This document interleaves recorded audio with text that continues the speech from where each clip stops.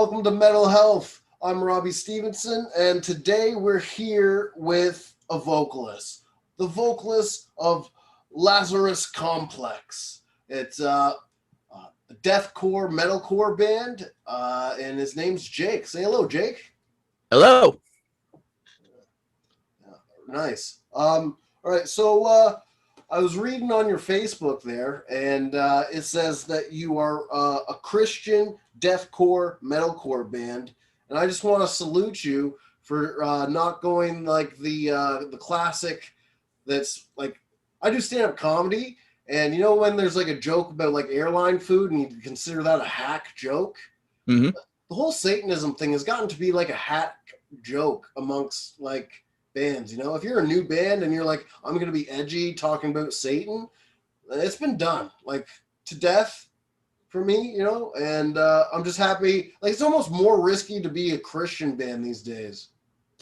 Yeah, there's certain risks you do take by putting that label on yourself. And for myself and my guitarist, we're a two-man project at the moment. It was an early on decision to really just stick to that because we both come from very strong faith backgrounds. Myself, Protestant Christian, he's actually a devout Catholic. So kind of two worlds meeting there in terms of theology. Yeah. Like, it's just been so overdone since the 80s to the point where it's just like, it's like, you think you're edgy because like it's talking about Satan right now? You know, it's like, it's not very fresh, you know? I think, you know, if you wanted to be fresh and talk about religion, you probably talk bad about Islam, you know? Because like, if they cut your head off, that's metal. Yeah, there's a variety of topics you could go with, and keeping it fresh is definitely a struggle amongst musicians, I would say, and lyricists. Yeah, we won't go too far into that because we don't want people's heads to get cut off because of this interview, right? Yeah, let's keep our heads on our shoulders. Yeah, literally. All right.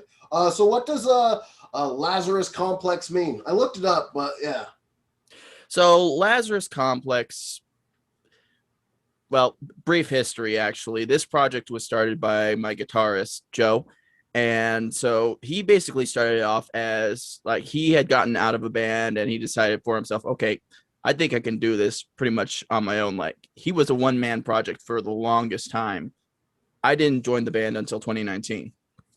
So I never got the full, the full meaning behind it. But I would say, if we're to interpret it artistically a little bit, the biblical story of Lazarus is he was brought back from the dead. So I would say there's a little bit of that in there, like bringing yourself back to life. A lot of our songs deal with a lot of personal experiences and stuff and kind of living through them and coming back stronger through that.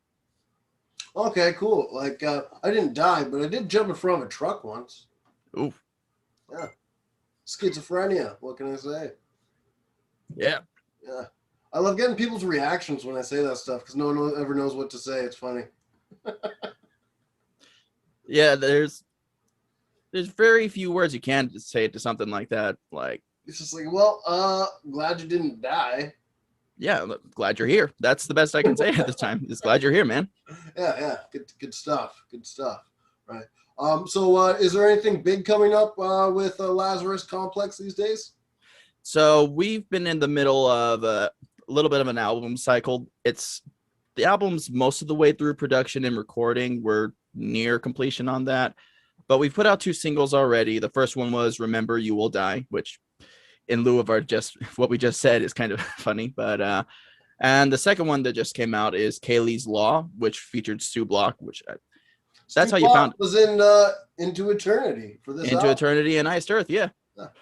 So we have that one, and then there's one more single coming out that we have not announced. We're working on getting that set up for distribution and stuff, and when we do have a confirmed date for that, we'll definitely post about that on our pages and everything like that. And then following that in September is going to be the full album release. Great, yeah. Is it going to come out like a vinyl and everything, or what? So it's going to come out on digital. So all the digital stuff, because we've been doing digital this whole time. And we haven't made too much of a public post about this yet, but the person we're working with. We've teamed up with the guy in a project called the Karen Collective. We have an agreement with him so he can press our physical CDs for this album when we're ready to make CDs for it. Good stuff. Because I always like buying the physical copy. Because like, well, we all know Spotify pays you like 0.006 of a cent every time someone listens. So like, it's good that like you can find the bands that you wouldn't be able to find normally. But as far as actually getting paid, yeah. Especially with no live shows right now up here in Canada, anyways. There's not a lot of ways to make money in a band. Yeah, for our situation is since there's only still two of us, live shows really haven't been a priority. So for us, we've been gearing up mostly with just putting together and putting out music. That's been our main drive right now, and getting better in terms of music quality and our writing. Well, having Stu on anything is going to help you out as far as that goes. Oh yeah, he did fantastic. Yeah. I'm not friends with Stu, but if I were to message him, there'd be a high percentage he would message back. Yeah. Woo. Yeah, the dude's real down to earth, at least from what I've heard of my guitarist talking to him. So he's been real cool. He's been promoting the single too, like a whole bunch. Yeah. He's great for that, right? So, So, have you worked in any other projects before, or is this like your main go? I've been in a couple other projects before. They've never really reached this level, actually, where we're actually putting out a whole bunch of music, like actually put it out. Like other bands I've been in, it's mostly been live shows, that kind of thing, where you play around, you try to build up like a local scene, that kind of stuff. This is the first band where we're just putting out music left and right. Awesome. For me, at least. A lot of follow through with the actual music part. That's great. Yeah. So, what do we want to say here? What are some of your favorite bands growing up that got you into metal? So for me, it was all about the early 2000s. So we're talking in my, at least in my experience growing up, again, Christian conservative household, you were kind of under like, they would vet what you bring into the house to make sure you're not bringing anything too profane. Yeah. So I listened to stuff like Demon Hunter, Killswitch Engage, Zao. Like those are my big three examples in terms of influences. Love listening to those, and I'm longtime fans of all three of those, basically. Great. Yeah, I remember what was it? Resident Evil 2 leaving the theater, and Killswitch Engage was just blaring. Like, oh, that was awesome. That really helped me get into the band. But I remember the album before Howard joined. My Last Serenade, that was always a fun song. Oh, that one's a classic. And I'll never forget, like, I first heard Killswitch Engage through the Headbangers Ball. I think it was like the second Headbangers Ball, but they had the re-recording of Fixation on the Darkness. Okay. I really liked that version, but when I first got my hands on Alive or Just Breathing and I heard Jesse's vocals on that like, I don't know, with his vocals, there's just a whole level of authenticity and energy. There's a whole difference there that like really hooked me in to his vocals. Yeah, Jesse's great. I loved Howard too.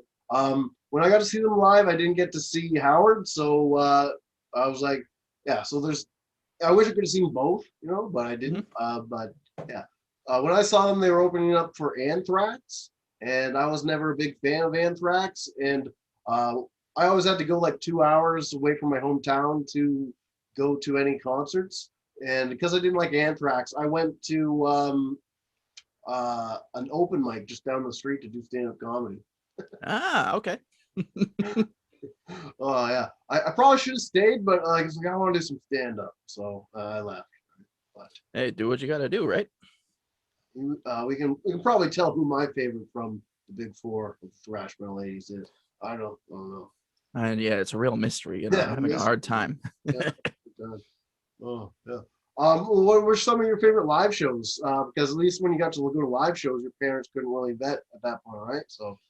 So yeah, growing up, I didn't go to too many, like, before I could drive for myself. And even then, most of my focus was on like getting my life in order, going through school, that kind of stuff. But the few I did go to are obviously some of my better memories. So like uh the Demon Hunter tour for their fourth album had like the best lineup I've experienced in terms of that band. It was Demon Hunter, Living Sacrifice, Oh Sleeper, The Famine, and The Advent.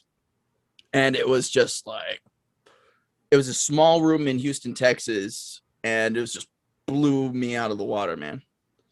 And that was still like early on in Demon Hunter's discography because they just released Storm the Gates of Hell. So Very cool. Very yeah. Cool. I remember my first metal show was Korn back in 2002 on the Untouchables tour. Because like technically my first concert ever was Rod Stewart a year before that. Yeah. Rod Stewart. Yeah, I went from Rod Stewart to Korn. Life takes you funny places. Yeah, right? But you're always where you're supposed to be, right? Yeah, exactly. Oh, yeah. So, well, what are you really looking forward to with releasing the album in September? Or just, yeah. So I'm really looking forward to hearing just, I guess would be like the thing I would hope for is just like more people would listen to what we've got going on, because ever since we started like upping the quality of our work as well as our presentation, we've just seen like the views and stuff like start to spike and more people listening and people taking interest. And so like the eventual goal is to be able to play this stuff live for people. But as we try to work those kinks out, in the meantime, it's just like keep putting out like quality music that we're really passionate about. And this album, it's called Sick, is a big passion project between my guitarist and I. So I'm just really excited for everybody to be able to hear kind of the stuff that we've tried a little differently. It's a very diverse album in terms of like what we've come together and written. Oh, great. Yeah. Yeah, just get out there and make work and have people enjoy it. That's what it's all about, right? So, Yeah. All right. Let's talk mental health a bit. Like, do you okay, I'm not going to go into that story. I'll edit that part out. Yeah, I was just thinking like maybe I'd go into the fact that like some people believe in demons and stuff. And my girlfriend, okay, I have schizophrenia. I've been through a bunch of stuff with like psychosis and then in the psych wards and things like that.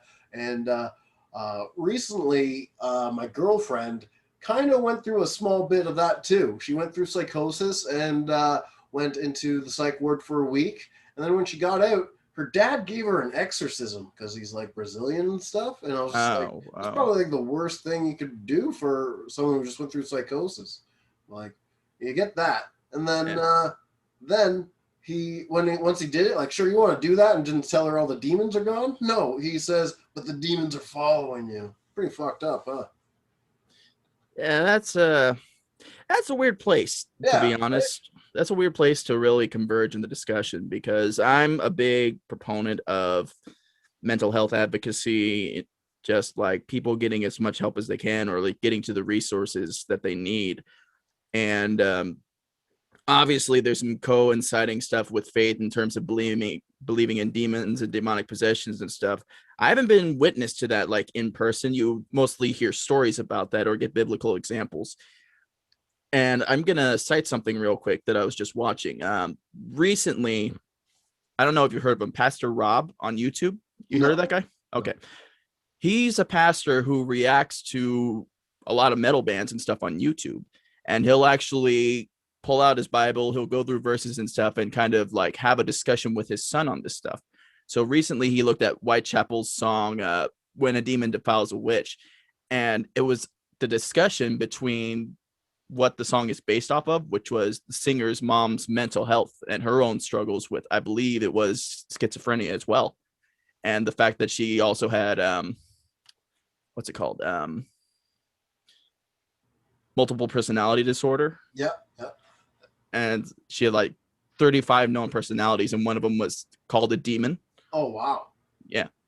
That's like So it was a real. That really doesn't nice- happen very often, though. There aren't a lot of people with the multi-personality disorder, you know. So wow. Yeah, so when it happens, it surprises you. And I think Pastor Rob approached that with a lot of grace and a lot of like really good insight too, and understanding like kind of where we've progressed in society in terms of our understanding of mental health versus kind of like the church's predisposition to be like calling out stuff like demons and stuff like that. Yeah.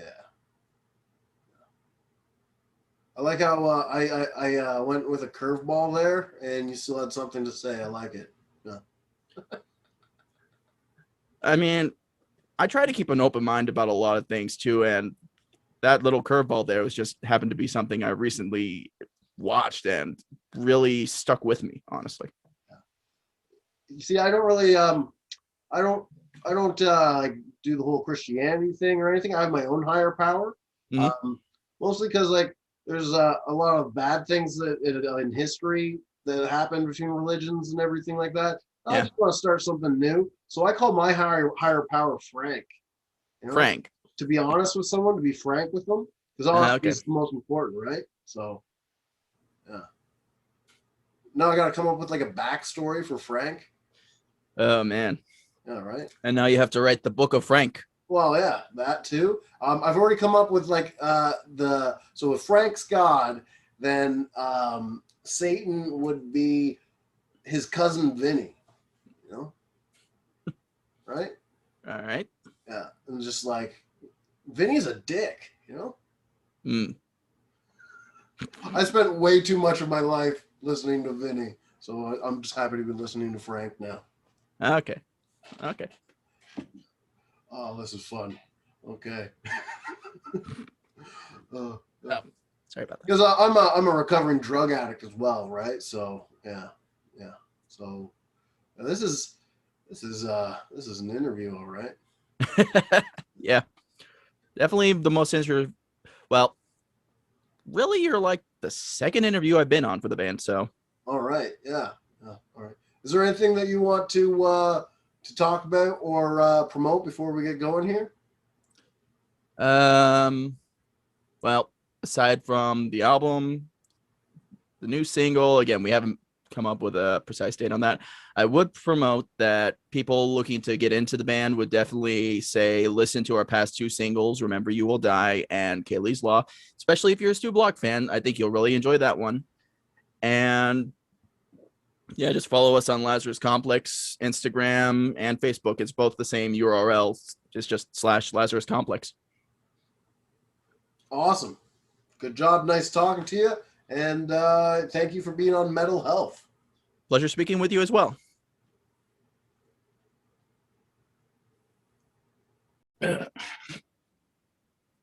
Okay, say I consent, yes. Yeah, you basically have to consent yes now because like otherwise, you know, you'll get David Ellefson, you know? Oh, don't even go into that, man. Yeah, right? Oh, yeah. Oh, that's a mess. Obviously, I'll bring that up. Yeah, but kind of looming over you. Yeah, right. All right. Okay, here we go. This is the perfect analogy for mental health. All right. Boom, I fall, and then like the jogger comes up. Oh, that happened. That happened right in front of me. Do I have to care? Looks around. Do I have to care? Oh, there's no one around. Okay, I'll just keep going.